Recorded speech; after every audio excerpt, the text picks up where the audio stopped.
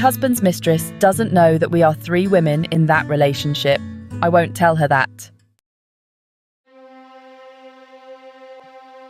About 4 years ago, I discovered that my husband is cheating on me with the typical cliché of a stupid young girl who is barely out of college and tries to climb to a higher position by sleeping with the new boss.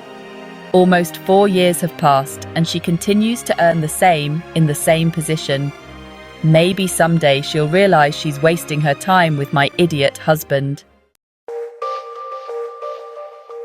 Anyway, I've always known about that secret relationship, but I won't say anything for the simple fact that I'd rather be a cuckold with money until all my kids turn 18, and I can leave than a cuckold who has to pay a loan for some blood-sucking lawyers and has to go rent a small apartment with 4 children. The other big reason is that if I get divorced and he marries that woman, I won't let my children spend time with a woman who clearly will fill their heads with bad ideas about me. She hates me even if I don't know her. I don't want my kids to be forced with someone who maybe will hate them too. I don't even know if that woman will treat them badly, and they're minors. They would be forced to spend time with her because my husband could easily have most of the custody because he earns more than me. I don't want that. I want to still have my kids with me. I prefer to save myself the headache of making a scandal that is going to affect my children. My husband is an easy cock, but he hides it very well. He treats me like he loves me, loves the kids, and most of all, I have full access to all credit cards as always. I am going to divorce him when the last of my children reaches the age of majority. So, like that, I can avoid shared custody with him. Children will be adults to understand things that a small child would not understand. Anyway, his mistress is very stupid, and I don't say it just because she fucks my husband. She is, because she just fell in love with that moron who doesn't give her anything good in return. She sends him messages such as, "Do you prefer me over your wife? You're going to leave her, right? I want us to be together. You don't sleep with her anymore, do you? Treat her badly. Your wife is an ugly witch. I'm sure I feel better, doesn't it?" My husband's replies to those messages are just, "Yes, I treat her badly as you told me. I don't touch her anymore. We'll be together soon," etc. But it's all a lie. He has never treated me badly. He is a totally loving man with me even now. We have never stopped sleeping together. I don't want him to suspect that I know anything, even though we have intimacy every Pope's death because I don't want to. I think it's obvious that if he didn't get divorced in 4 years, it's because he doesn't intend to. Anyway, that silly girl seems to be really in love with him and thinks he loves her. She does everything for him. Recently, I discovered that he has another mistress. He says the same thing to this girl, but she is smarter because she only asks for gifts and that's it. From the messages I read, they don't seem to have a relationship beyond the monetary because she's pretty cold. I guess she wants more expensive gifts, but my husband can't spend too much or I would notice that. She's smart. On the other hand, the first mistress is totally convinced that my husband sleeps only with her and no one else, that he treats me badly and they are going to live together in a castle of clouds. She doesn't know we're almost a harem, and she's not even the favourite concubine at this point. Edith. No, I didn't marry him for money, and I really loved him. When we met, he wasn't rich, and he is not rich now either. We just have a good life. Yes, I've been saving money. I'm prepared for anything else that might happen, and I know this might not go perfectly. I have other plans if things don't go my way, but ideally, this would continue like this. About how I feel, I'm relaxed. My life is normal even if I know this. I have a good relationship with my husband, although it is hard to believe. He is an idiot, but it is easy to hide the true feelings. People always do that. I don't feel anything for him anymore, so it's much easier for me to talk with him. We're not cold with each other or anything like that. I no longer feel anger for him, but for my own situation. I go to therapy and I have my own trips that make me happy. I don't want another relationship either. I'm not too interested in that. I prefer to travel. This is the most I can do to take care of my children and have them with me. If I can give one piece of advice to anyone, always work and have your own money. Even if you're a stay-at-home mum, try to do something to gain a little bit of money. Also, don't fall in love with married men either. They're just going to use you. It's something I learned reading those messages. They just enjoy being desired, but don't desire anyone else other than themselves. And for those who comment that I'm an idiot or a doormat, I congratulate you for having the privilege of being able to divorce whenever you want and keep your kids.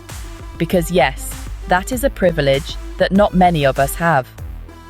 I love myself, but my kids will always come first to me. I just want to be some girl's loser boyfriend like I read about on here all the time.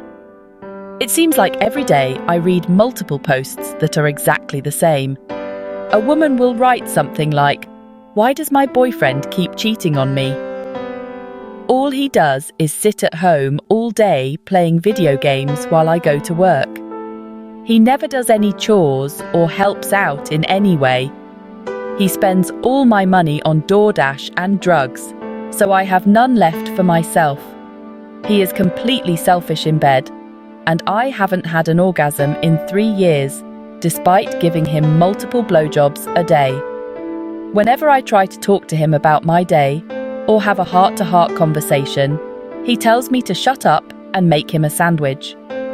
I have to plan absolutely every date, and he hasn't given me a birthday or Christmas present one single time, even though I spend months planning each of his. But all of that is perfectly fine because I love him. The problem is, I keep catching him cheating on me. He has 4 different Tinder accounts. He is always messaging random hookers to come over, and I've walked in on him fucking my sister and our neighbour in a threesome. If I give him more money, will he be loyal to me? I want to be that loser. I wouldn't even cheat. I can even be trained to do chores around the house, and I can be super empathetic and loving. But I don't know where to find these kinds of relationships. To all the loser boyfriends and husbands out there, how did you make it happen? I had sex with my best friend of 7 years. So I, a 19-year-old female, went on a trip with my other friends, including my friend of 7 years, a 19-year-old male. Back then, he used to like me, but I always wanted to stay platonic, though I cared about him so much.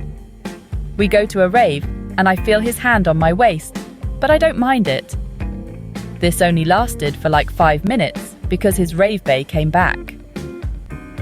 Later that night, I'm laying in a bed with him and his friend, and next thing you know, me and him are secretly cuddling. We eventually fall asleep face to face and wake up from his friend farting in his sleep. We start giggling, and he asks if we want to move to my room, and I say sure. We're cuddling again, and I don't know how it happened, but we start making out, and you know where that led to. Since then, neither one of us has brought it up, and we're acting like it didn't happen, which I don't like. I was at his house the other day, and I felt like there was a weird vibe, and I don't want there to be a weird vibe. His responses over text sound different and slower. Sometimes he won't respond, but he'll like my Instagram story. I just don't know what to do because I think I like him. But I don't know what he thinks of this whole situation, and I'm afraid to ask. I don't want to lose him as a person, and I'm scared of that happening. I fucking hate fucking looking for fucking jobs. I fucking hate how I have to apply to the same cookie-cutter questions asking me if I'm on disability or if I'm a protected veteran. I fucking hate how I have to call back a job 2 weeks after I apply for a job because just applying is no longer enough. I fucking hate how when I do apply, the person on the other end could not sound more fucking uninterested. I fucking hate how most jobs don't even give you the decency of a rejection letter, just ghost. I fucking hate how I put in my resume on the website, but I still have to fucking fill in my resume on the motherfucking website.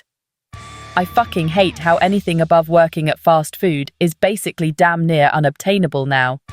I fucking hate how as a person with no felonies, dings on my driving record, tattoos on my face, and who is not disabled, that it could take me fucking real-life months to find a job, despite the fact I live in the middle of a fucking city.